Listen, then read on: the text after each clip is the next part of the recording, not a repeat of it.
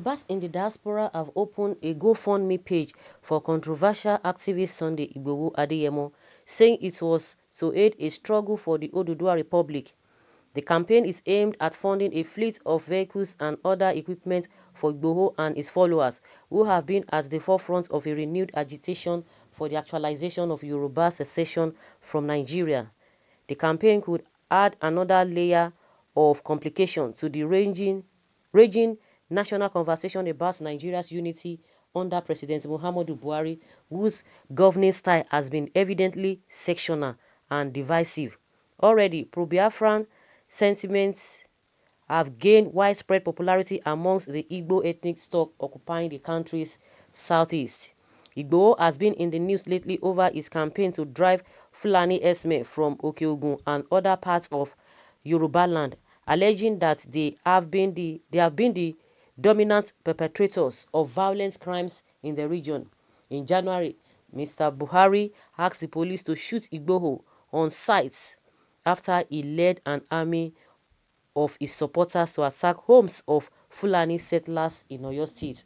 Still, Igboho's campaign to fragment the country has received the attention of some Yorubas in the diaspora.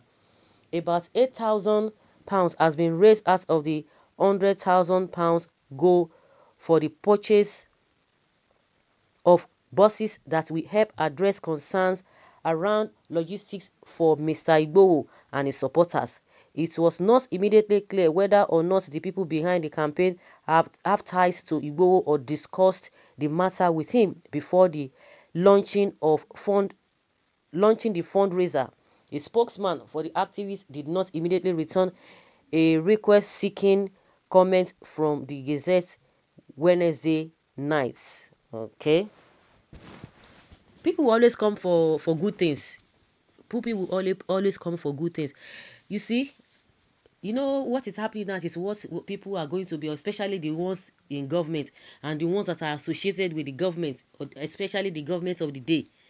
The ones that have one side or the other because of what they are getting. So, in as much they themselves are satisfied for where they don't care about the multitude of people who are wallowing in poverty and suffering or who are being killed.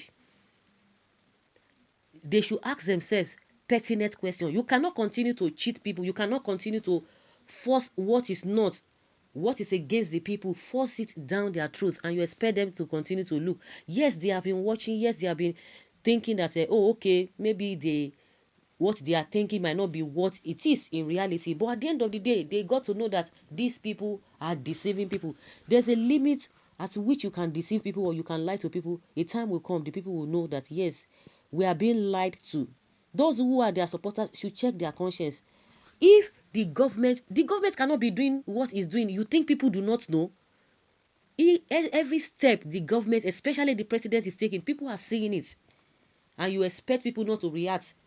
Because if the president, if you are saying the government, let's call it the president, because everybody in the government, they are looking at his body language, what he's going to do and what he's not going to do. If President Buhari had done the needful, all of these things wouldn't have come up.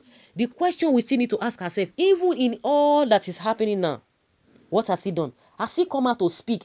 Some people will tell you, especially Femi Adesina, that is his style. That is not his. If that is his style, then he does not have business in government. He doesn't have business in government because that is not how it's being run.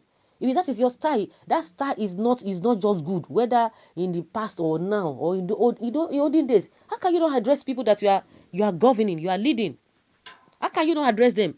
That shows that all the things happening is the cause. Up till now, a president with this kind of thing happening cannot come out and say, my people, not all these speeches they will write for him, or not all this whatever they will write for him in paper and be erased. Even when he's reading it, you can't even connect, you can't even relate. And Nigerians are smarter than that. Nigerians are smarter for that kind of reading and that kind of style. Nigerians are smarter than that. Up till today, he has not spoken, but he has power to go to Daura for election, whatever, or their party program.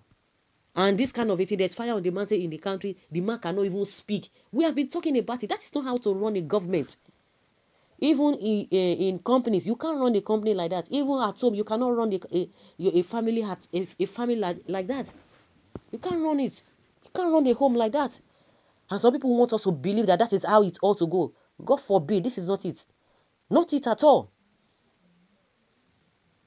It is not it at all. You just sit down, nobody is not saying anything, and spokespeople will be saying when the president is there. The vice president, that one is a different thing entirely. We don't even hear from him. You cannot do something, you cannot assign it. If you cannot, there's no even, at this critical time, there's no point assigning anything to anybody. If you cannot do it, you get out. And if you cannot do it, other people will do it. And that is why you are seeing a lot of people coming out. People cannot come back from home. The people in diaspora, everyone is afraid. Even people living in Nigeria, everyone is afraid. What is going on? What is going on? You are going out, you are afraid. What could happen? We were talking about the issue of SARS that were giving people trouble. Now it is Esme. Esme has always been, even before the issue of SARS came up, when the SARS protest came up. So if you are in another place and you can't come back home, of what use is it? And you are hearing different things concerning your country. We are even talking about that.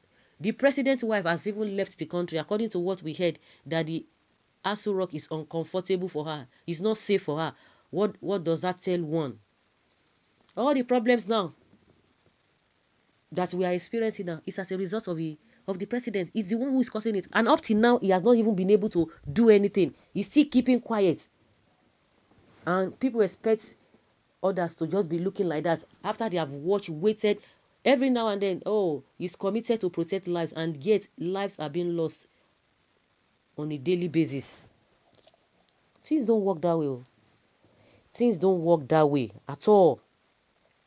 Well, people will definitely contribute. I think some people were like, oh, who is bankrolling him? Oh, maybe some politicians are bankrolling him. The same politicians you want to go on, the same politicians, whether they are in PDP and APC, they are not ready to take care of you. They are not ready to protect you. They are just there for themselves. So somebody will not come and be saying, oh, I want to go to another party. Somebody is trying to use you against.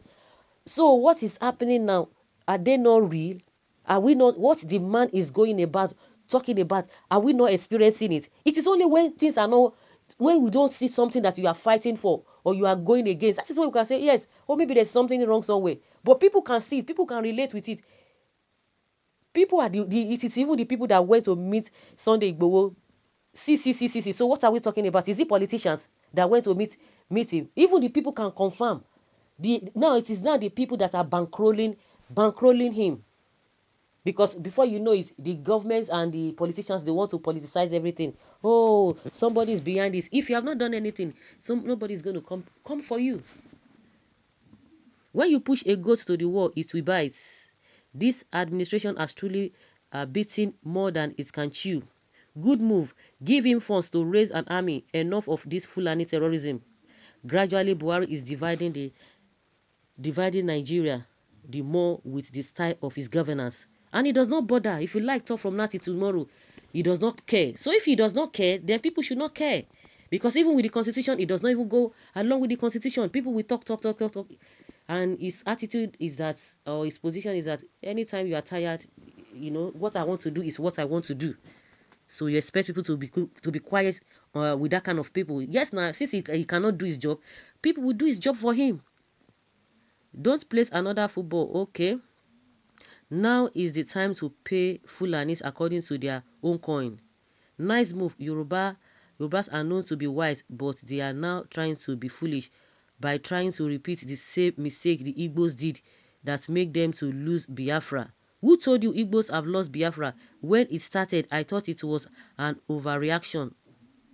But now I appreciate Kanu for his foresight. That is why I did not repeat the same mistake with Sunday Igboho's Odudua agitation. I thought we have a nation, but those we call neighbors are our worst enemies. Killing, kidnapping, raping, and ravaging our farmlands.